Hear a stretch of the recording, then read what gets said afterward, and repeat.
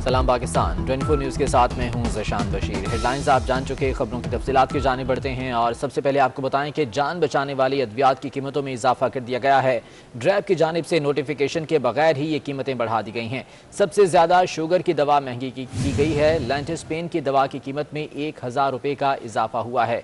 तफसीलात जान लेते हैं, सबा बजीर हमारे साथ मौजूद हैं। सबा बताएगा दीगर कौन सी अद्वियात हैं जिनमें इजाफा हुआ है। दवाओं की जो कीमतें हैं वो दिन ब दिन बढ़ती ही रहती हैं, लेकिन इस बार ड्रैब की जानिब से कोई बाज़ाब्ता तौर पर नोटिफिकेशन तो नहीं जारी किया गया, लेकिन इस्लामाबाद के मुख्तलिफ स्टोर्स पर जो जान बचाने वाली अद्वियात आ रही हैं वो महंगी आ रही हैं। और इस वक्त अगर इंसुलिन की बात करें तो मेरे पास जो इंसुलिन पड़ी है वो 5500 की थी, उसकी जो कीमत है वो 6500 हो गई। और इसी तरह एक और भी यहाँ पर दवा पड़ी है, उसकी कीमत में भी 1000 रुपये तक का इजाफा किया गया है। मेडिसिन जो है ना, बेसिकली जो हार्ट की मेडिसिन थी वो भी बढ़ा दी इन्होंने, शुगर की मेडिसिन बढ़ाई है और बीपी की मेडिसिन बढ़ा दी इन लोगों ने। तो ये जो लोग मेडिसिन नहीं ले पाए। हुकूमत की जानिब से दवाओं को कंट्रोल करने के हवाले से कोई भी इकदाम जो है वो नहीं किया जा रहा है, जिसकी वजह से आवाम जो है वो परेशान होकर रह गई है। सबा बजीर बहुत शुक्रिया, तफसीलात से आगाह कर रही थी। इसी मामले पर बात करेंगे, तज्जियाकार अहमद वली साहब हमारे साथ मौजूद हैं। अहमद वली साहब बहुत शुक्रिया आपके वक्त का। महंगाई है कि मजीद बढ़ती चली जा रही है। जहां खाने पीने की अशिया में की कीमतों में इजाफा हुआ, वहीं अब मरीजों के लिए मुश्किलात ये हैं कि अद्वियात की कीमतों में इजाफा होता चला जा रहा है। सर, हुकूमत के दावे तो कुछ और हैं लेकिन बज़ाहिर हो कुछ और रहा है, क्या कहेंगे आप? देखिए, हाल ही में वज़ीर-ए-आज़म इमरान खान ने एक मीटिंग में बताया था कि वो महंगाई जो है वो कम नहीं कर सकते, बल्कि एक प्लान वो दे रहे थे कि हम भूख खत्म करने के लिए लंगर खाने खोल रहे हैं। तो ये हुकूमत का प्लान है, यानी कि हुकूमत जो है महंगाई के हाथों बिल्कुल मजबूर है। उनको ऐसा लग रहा है कि ये हमारे कंट्रोल से बाहर है और जो हर चीज है मन जो मांगते हैं बाजार में दुकानों वाले, वो चीजें उनको उसी कीमत पर मिल रही है और अपनी मर्जी कर रहे हैं सब लोग। अब देखें कि ये जो अद्वियात की महंगाई है ये पिछले 3 साल में 2.5 साल में कुछ 300 गुना बढ़ चुकी है। और इस तरह की जो जान बचाने की अद्वियात हैं उनकी कीमतें महंगी होना, इसका मतलब है कि लोग जो है उनको आप उनके हाल पर छोड़ दें, वो मरे जहां मर्जी जाएं। ये हुकूमत की पॉलिसी है। इस तरह से अगर ये सिलसिला चलता रहा तो लोग जो है वो सड़कों पर निकल आएंगे, क्योंकि ये महंगाई जो है अद्वियात और खाने पीने की अशिया जो है आए रोज महंगी हो रही है। अभी आज ही उन्होंने बिजली के रेट बढ़ाए हैं। आए रोज जो है वो कोई ना कोई और आइटम इस तरह की आ जाती है जिसकी कीमतें बढ़ जाती हैं, जिसकी वजह से लोग जो है वो बहुत ज्यादा परेशान है। यानी इस हुकूमत के ऊपर उनको कोई एतमाद नहीं है कि इतनी ये मीटिंग्स करते हैं। मीटिंग्स की ज्यादातर होती है अपने तर्जुमानों के साथ कि किस तरह से अपोजिशन को आड़े हाथों लेना है। इस तरह की अगर इतनी मीटिंग जो है वो महंगाई कम करने के लिए करें, शायद कोई आवाम का फायदा हो और कुछ यकीनन मुश्किल से मुश्किल तर होता जा रहा है आवाम के लिए जीना। बहुत शुक्रिया अहमद वली साहब, तज्जियाकार हमारे साथ मौजूद थे। उधर नेपरा ने बिजली 89 पैसे फी यूनिट महंगी कर दी है। बिजली जनवरी 2021 की फ्यूल एडजस्टमेंट की मद में महंगी की गई है। नेपरा ने बिजली महंगी करने का नोटिफिकेशन भी जारी कर दिया। बिजली जनवरी 2021 की फ्यूल एडजस्टमेंट की मद में महंगी हुई है। सार्फिन पर 6 अरब 90 करोड़ रुपए का इजाफी बोझ पड़ेगा। नेपरा के मुताबिक इजाफी वसूली मार्च के बिलों में की जाएगी। बिजली की कीमतों में एक बार फिर से इजाफा कर दिया गया है और अब की बार 89 पैसे फी यूनिट ये बिजली महंगी की गई है। बिजली जनवरी 2021 की फ्यूल एडजस्टमेंट की मद में महंगी की गई है, जिससे सार्फिन पर 6 अरब 90 करोड़ रुपए का इजाफी बोझ पड़ेगा।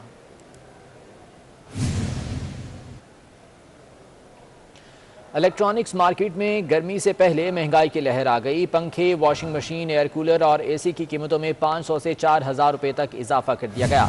इसी बारे में तफसीलात जान लेते हैं। शहजाद खान अब्दाली हमारे साथ मौजूद हैं। शहजाद, बताएगा, अभी गर्मी आई नहीं और इलेक्ट्रॉनिक्स मसनूआत की कीमतों में इजाफा शुरू हो गया? जी बिल्कुल दुरुस्त कहा आपने। मौसम गर्मा की अभी आमद है और मौसम गर्मा में इस्तेमाल होने वाली इलेक्ट्रॉनिक मसनूआत की कीमतों में इजाफा देखा जा रहा है। 4% इन इलेक्ट्रॉनिक्स की कीमतों में इजाफा देखा गया है, जिसके बाद मुख्तलिफ कंपनियों के एसी, वॉशिंग मशीन, कूलर और पंखों समेत दीगर मसनूआत की कीमतें बढ़ी हैं। कूपर इस हवाले से जो है वो दुकानदारों का ये कहना है कि कूपर और प्लास्टिक की कीमतें बढ़ने की वजह से इलेक्ट्रॉनिक्स की कीमतें बढ़ी हैं। 4% इजाफे के बाद एसी की कीमतों में 3 से 4 हजार रुपए का इजाफा रिकॉर्ड किया जा रहा है। इसी तरह वॉशिंग मशीन की कीमतों में 1 से 2 हजार रुपए का इजाफा हुआ है। इसके साथ साथ कूलर और पंखों की कीमतों में भी 500 रुपए से लेके 1500 रुपए तक का इजाफा रिकॉर्ड किया जा रहा है। ठीक है शहजाद खान, बहुत शुक्रिया तफसीलात के लिए। वफाकी हुकूमत के निज़ाम सेहत में इस्लाहात के दावे खोखले निकले। इस्लामाबाद के सरकारी अस्पतालों में MRI मशीनें खराब हो गईं। गरीब आवाम प्राइवेट लेबॉर्ट्री से महंगे टेस्ट कराने पर मजबूर हो गए हैं। इसी बारे में तफसीलात जान लेते हैं। सबा बजीर हमारे साथ मौजूद हैं। सबा, बताएगा सरकारी अस्पतालों में इस हवाले से क्या सूरत हाल है? इस्लामाबाद की सरकारी अस्पतालें मसाइल का गढ़ बनने लगी है। इस वक्त मैं इस्लामाबाद की सबसे बड़ी सरकारी अस्पताल पिम्स में मौजूद हूँ, जहाँ पर दूर दराज इलाकों से मरीज जो है मुफ्त इलाज की सहूलियात हासिल करते हैं। लेकिन इस वक्त पिम्स अस्पताल और निरम अस्पताल की MRI मशीनें जो हैं वो काफ़ी दिनों से ख़राब हैं, जिसकी वजह से मरीजों को मुश्किलात का सामना करना पड़ रहा है। इस वक्त पिम्स अस्पताल में MRI की जो कीमत है वो 3 से 3,500 रुपये प्राइवेट मरीजों से लिया जाता है, जबकि गरीब जो मरीज़ है उनसे ये मुफ्त में MRI होती है। और बाहर अगर MRI का रेट है वो 10 से 12,000 रुपये है, जिसकी वजह से यहाँ पर आने वाले जितने भी मरीज़ हैं वो बाहर से MRI करने के लिए मजबूर हो गए हैं। और निरम अस्पताल की भी MRI जो मशीन है वो भी कई रोज़ से ख़राब है। मरीज जो हैं वो सरकारी अस्पतालों से प्राइवेट अस्पतालों का रुख करने पर मजबूर सबा बजीर, बहुत शुक्रिया आपका। और अब कुछ सियासी मामलात की बात कर लेते हैं। JUI ने मौलाना अब्दुल गफूर हैदरी को डिप्टी चेयरमैन सेनेट के लिए उम्मीदवार नामजद कर दिया है। JUI की जानिब से मौलाना अब्दुल गफूर हैदरी को बाकायदा तौर पर डिप्टी चेयरमैन सेनेट के लिए उम्मीदवार नामजद कर दिया गया है। PDM की खुसूसी कमेटी का इजलास हुआ, जिसमें मौलाना अब्दुल गफूर हैदरी का नाम सामने आया और उसके बाद PDM ने बाकायदा तौर पर इसकी मंजूरी दी और JUI के रहनुमा मौलाना अब्दुल गफूर हैदरी को डिप्टी चेयरमैन सेनेट के लिए उम्मीदवार नामजद कर दिया गया है। मौलाना अब्दुल गफूर हैदरी के नाम की मंजूरी दे दी गई है। मौलाना अब्दुल गफूर हैदरी PDM के उम्मीदवार और यूसुफ रजा गिलानी के पैनल से होंगे। वाज़ेह रहे कि यूसुफ रजा गिलानी का नाम चेयरमैन सेनेट के लिए गुज़िश्ता रोज़ मंजूर किया गया था। PDM की जानिब से बाकायदा तौर पर इसका ऐलान भी कर दिया गया था। उस्मान खान हमारे साथ मौजूद हैं, उनसे तफसीलात जान लेते हैं। उस्मान, बताएगा अब्दुल गफूर हैदरी साहब के नाम की बाकायदा तौर पर मंजूरी दे दी गई PDM की जानिब से? जी बिल्कुल, आज JUI का भी एक अहम इजलास जिसमें उन्होंने फैसला करना था, क्योंकि PDM ने JUI को डिप्टी चेयरमैन की निशिस्त देने का फैसला किया था, जिसके बाद मौलाना फजल रहमान की ज़ेर सदारत पार्टी मुशावरत के बाद JUI के मरकजी सेक्रेटरी जनरल मौलाना अब्दुल गफूर हैदरी को डिप्टी चेयरमैन सेनेट के लिए PDM का उम्मीदवार नामजद कर दिया, जबकि मौलाना अब्दुल गफूर हैदरी इससे कबल भी डिप्टी चेयरमैन सेनेट रह चुके हैं और इस हवाले से उनको इसलिए भी डिप्टी चेयरमैन के लिए जो है वो मुंतखब किया गया कि उनका ताल्लुक बलूचिस्तान से है। तो इसके लिए JUI ने बाज़ाब्ता तौर पर ऐलान भी कर दिया और मौलाना अब्दुल गफूर हैदरी को भी इस बात से आगाह कर दिया और साथ ही साथ उनको भी इस बात की हिदायत कर दी है कि वो अपनी कैंपेन के लिए यूसुफ रजा गिलानी के हमरा मिलकर तमाम तरह अपोजिशन और हुकूमती अरकान से राब्ते करें। जी ठीक है उस्मान, बहुत शुक्रिया तफसीलात के लिए। और हुकूमत ने PDM इत्तेहाद में दरार डालने की कोशिश की है। परवेज़ खटक ने मौलाना अब्दुल गफूर हैदरी को डिप्टी चेयरमैन बनाने की पेशकश कर दी। मौलाना अब्दुल गफूर हैदरी की परवेज़ खटक के दावे की तरदीद, कहा मुलाकात में ऐसी कोई गुफ्तगू नहीं हुई है। हुकूमत ने PDM इत्तेहाद में दरार डालने की कोशिश की। परवेज़ खटक ने मौलाना अब्दुल गफूर हैदरी को डिप्टी चेयरमैन बनाने की पेशकश कर दी, जबकि मौलाना अब्दुल गफूर हैदरी की जानिब से परवेज़ खटक के इस दावे की तरदीद कर दी गई है। उन्होंने कहा कि मुलाकात में ऐसी कोई गुफ्तगू नहीं हुई। वाज़ेह रहे कि चेयरमैन सेनेट सादिक संजरानी के हमरा मीडिया से बात कर रहे थे परवेज़ खटक और उनकी जानिब से कहा गया था कि हमने ऑफ़र की है अब्दुल गफूर हैदरी साहब को कि वो डिप्टी चेयरमैन सेनेट के लिए उम्मीदवार होंगे, लेकिन अब्दुल गफूर हैदरी ने इसकी तरदीद कर दी है। उनका ये कहना है कि मुलाकात में इस हवाले से कोई बात नहीं की गई। मुल्क में पार्लिमान मफलूज हो चुकी, वज़ीर आज़म ने एतमाद का वोट लिया नहीं दिलवाया गया। शाहिद सवाल उठाया कि क्या हम मुसल्ला होकर प्रेस कॉन्फ्रेंस किया करें, क्या ये मुल्क को इन्हीं रिवायात के तहत चलाएंगे? मैं तो ज़ाती तौर पर सोच रहा हूँ कि DG/ISPR को लिखूँ कि आपने वादा किया था कि कोई मुदाखलत सियासत में नहीं होगी, लेकिन जो कुछ हमने सेनेट के इलेक्शन में देखा है वो सरीहन उसकी खिलाफ वर्जी है। आज मुल्क के अंदर जो पार्लिमान का निज़ाम है मफलूज है, रवायात ख़त्म हो चुकी हैं। आपने जो कुछ देखा 6 मार्च को पार्लिमान के बाहर कि किस तरह एक प्रेस कॉन्फ्रेंस पर हमला किया गया। आज मुल्क के मामलात, मुल्क के मसाइल इन्हीं इलेक्शनों को, इन्हीं पार्लिमान की रवायात को, इन्हीं इखलाकी कदरों को तबाह करने की वजह से है। जब तक हम वापस आइन के रास्ते पर नहीं जाएंगे, कानून के रास्ते पर नहीं जाएंगे, तो हमारा मुल्क आगे नहीं बढ़ सकता। यही बात पीडीएम कर रही है कि किस तरह मुल्क के मामलात को वापस राय रास्त पर डाला जा सकता है और पीडीएम क्या किरदार अदा करेगी। पीपल्स पार्टी का वफ्द एमकेएम पाकिस्तान के मरकज बहादुराबाद पहुंच गया। सूबाई वजीर नासिर हुसैन शाह कहते हैं कि चेयरमैन सेनेट के लिए हमें सपोर्ट किया जाए, जो फैसला होगा वह सूबे के लिए भी बेहतर होगा। जबकि एमकेएम के रहनुमा आमिर खान का कहना था कि पीटीआई के साथ मुआहदे की रफ्तार सुस्त है। चेयरमैन सेनेट के इंतखाब के बाद भी हमारी मुलाकातें जारी रहेंगी। चेयरमैन सेनेट के उसके लिए हम ये लाए थे, बात की है कि उसमें हमें सपोर्ट की जाए गिलानी साहब को, यूसुफ रजा गिलानी साहब को। तो उसके लिए हमें कहा गया है कि राब्ता कमेटी में ये सारी बातें रखेंगे और फिर जो फैसला होगा उससे आगाह किया जाएगा। तो हम पुरुमीद हैं कि जो फैसला होगा वो सूबे की बेहतरी के लिए, देही और शहरी जो दोनों यहाँ पे एक हकीकतें हैं, उनको बेहतर तरीके से हमें मौका मिलेगा कि हम उन सब की खिदमत कर सकें। पीटीआई के साथ हमारे एग्रीमेंट हुए हैं, 2 एग्रीमेंट हैं और उसके ऊपर जो उसके ऊपर अमल दरामद की जो रफ्तार है वो खासी हद तक बहुत ही धीमी है और उसके नताइज नज़र नहीं आ रहे हैं। सिंध के अंदर सिंध के दही इलाकों की नुमाइंदगी आप करते हैं, सिंध के शहरी इलाकों की नुमाइंदगी हम करते हैं। हमारे पास ये मैंडेट है, तो हमें मिलकर कोई ना कोई ऐसे इक़दाम करने चाहिए कि जिससे सूबे के अवाम को उसका फ़ायदा पहुँच सके।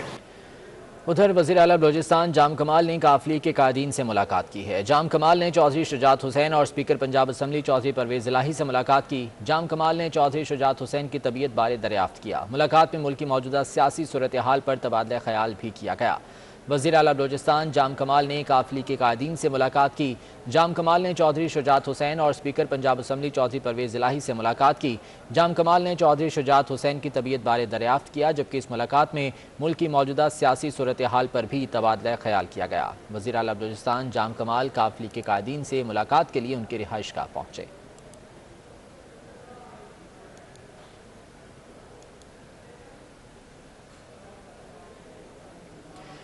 पंजाब हुकूमत का JUI की ज़ेली तंजीम अंसारुल इस्लाम पर पाबंदी लगाने का फैसला। मौलाना अब्दुल गफूर हैदरी कहते हैं कि अंसारुल इस्लाम JUI की ज़ेली तंजीम है, इस पर पाबंदी लगाने की कोशिश की गई तो वो अदालत जाएंगे।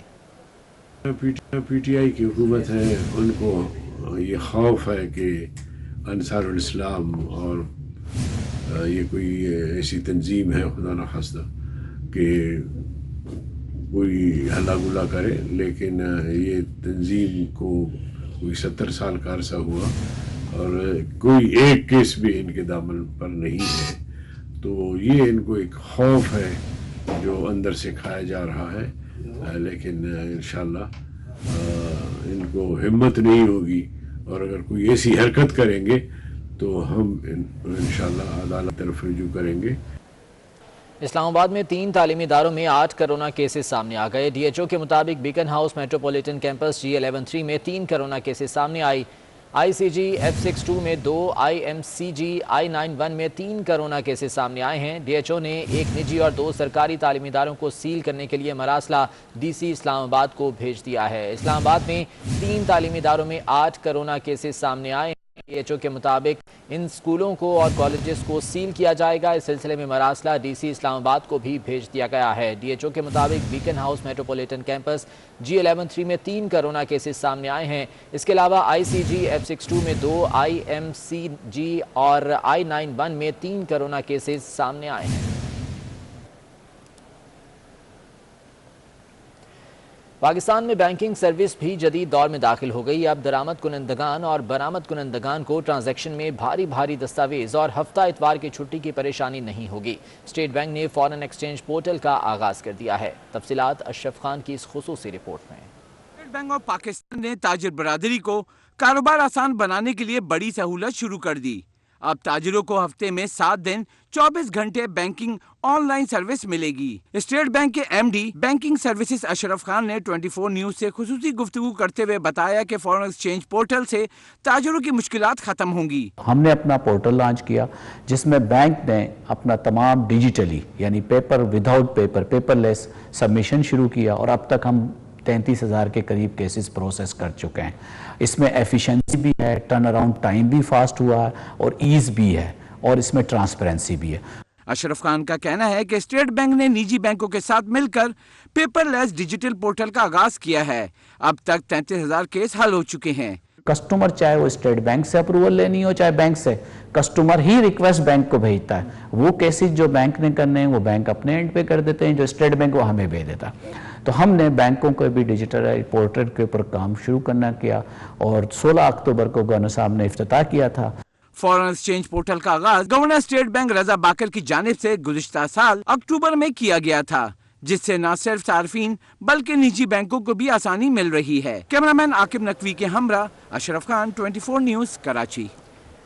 जिला बाजोड़ के इलाके कोलाला के रिहायशी मुंतखब नुमाइंदों से मायूस हो गए। इलाका मकीनों ने अपनी मदद आप के तहत चंदा इकट्ठा करके पुल तामीर कर दिया। इलाका मकीनों ने 50 लाख से ज़्यादा का चंदा इकट्ठा करके 3 महीनों में पुल खुद तामीर कराया। शहरी का कहना है कि हर रोज़ 50 से ज़्यादा लोग इस पुल की तामीर में खुद मेहनत करते रहे। इलाका मकीनों का कहना है कि पुल ना होने की वजह से वो शदीद मुश्किलात का सामना कर रहे थे, मगर मुंतखब नुमाइंदों ने उनकी तरफ तवज्जो नहीं दी। यहाँ पर जो आप देख रहे हैं ये लोगों ने चंदा इकट्ठा करके अपनी मदद आप के तहत इस पुल पर काम शुरू किया है। इसकी बुनियादी वजह यह है कि इस विलेज कौंसिल इलाका कुलाला की आबादी तकरीबन 10,000 है। चूँकि यहाँ पर बुनियादी ज़रूरियात बुनियादी इंसानी हुकूक़ वो यहाँ पर नहीं थी, तो यहाँ के लोगों ने मजबूर होकर मुख्तलिफ जो हमारी सियासी या जो गवर्नमेंट के इदारे हैं उससे मायूस होकर यहाँ इस पुल पर काम शुरू किया है। यहाँ पर जितने भी लोग हैं ये काफ़ी मुश्किलात से दो चार थे। असलहा लाइसेंसेस से मुतालिका 3 इख्तियारात डीसीज को मुंतकिल कर दिए गए। काबीना कमेटी की मंजूरी के बाद महकमा दाखिला पंजाब ने नोटिफिकेशन जारी कर दिया है। पंजाब में असलहा लाइसेंस से मुतालिक 3 इख्तियारात डीसीज को मुंतकिल कर दिए गए हैं। तफसीलात जान लेते हैं। कैसर खोखर हमारे साथ मौजूद हैं। कैसर खोखर बताएगा क्या इख्तियारात मिले हैं डीसीज को? जी, महकमा दाखिला ने कैबिनेट कबीना की मंजूरी के बाद जो है महकमा दाखिला के असला लाइसेंस के हवाले से मुतअद्दिद इख्तियारात जो है वो ज़िला के डीसीओ को मुंतकिल करने का नोटिफिकेशन जारी किया है। कैबिनेट कमेटी बरा लेजिस्लेटिव बिजनेस से अपने इजलास में ये महकमा दाखिला के जो इख्तियारात थे असला क्या बोर तब्दील करना, गोलियों की तादाद में इजाफा करना और विरासत असला की जो विरासत की मुंतकली है उसके जो तीनों इख्तियारात थे जो महकमा दाखिला के पास थे ये अजला के डीसी को दे दिए हैं। और इस हवाले से महकमा दाखिला ने नोटिफिकेशन भी जारी कर दिया है। अब किसी भी शख्स को अपने बोर की तब्दीली के लिए, गोलियों की तादाद बढ़ाने के लिए या असला का जो विरासत है वो तब्दील कराने के लिए जो है अपने बाप से वफात के बाद बेटे को मुंतकली के लिए महकमा दाखिला सिविल सेक्रेटरी लाहौर नहीं आना पड़ेगा। वो अपने मुतलका जिले राजनपुर डीसी राजनपुर, डीसी बखर, डीसी सियालकोट, डीसी अटक, डीसी चकवाल और डीसी बिहाड़ी के दफ्तर बैठकर ही अपने अपने जिला के डीसी के दफ्तर बैठकर ये काम करवा सकेगा। इस हवाले से महकमा दाखिला ने ये ऑफिस ऑर्डर नोटिफिकेशन जारी कर दिया है और इख्तियारात जो है वो डीसी को। कैसर खोखर बहुत शुक्रिया आपका। मुस्लिम लीग नून की नायब सदर मरियम नवाज का नून लीगी सेनेटर्स के एजाज़ में हाई टी का अहतमाम, जिसमें नून लीग के सेनेटर्स ने शिरकत की। इस मौके पर चेयरमैन और डिप्टी चेयरमैन सेनेट के इंतखाब पर मुशावरत भी की गई। तफसीलात जान लेते हैं। अवैस कयानी हमारे साथ मौजूद हैं। अवैस, अपडेट कीजिएगा। नून लीग की तरफ से जो है लीगी सेनेटर्स के एजाज में पार्टी की तरफ से जो है हाई टी का एहतमाम किया गया है। मरियम नवाज, शाहिद अख्तर अब्बासी और दीगर जो लोग इसमें जो है क़यादत वो इसमें शरीक है। चेयरमैन और डिप्टी चेयरमैन सेनेट के इंतखाब पर इस वक्त जो है मुशावरत हो रही है। नून लीग की तरफ से जो एक पीडीएम के में लेके जाया जाएगा जो स्टांस, उस पर बात हो रही है। ठीक है, मुशावरत जारी है। बहुत शुक्रिया अवैस कयानी अपडेट करने के लिए।